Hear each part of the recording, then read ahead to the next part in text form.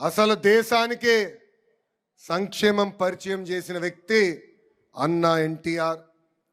వైకాపా ప్రభుత్వంలో 5 ఏళ్ళు చేయని సంక్షేమం మన ప్రభుత్వ అధికారంలోకి వచ్చిన మొదటి 9 నెలల్లో చేసి చూపించాం.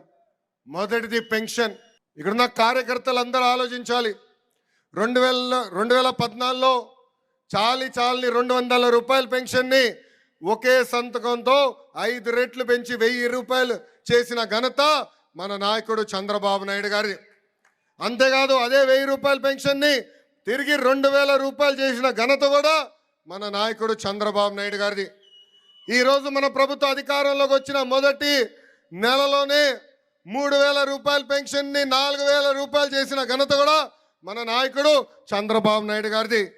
అంతేకాదు దివ్యాంగులకి 3000 రూపాయల పెన్షన్ గతంలో వస్తే ఒకే ఒక సంతకంతో 6000 రూపాయలు చేశారు.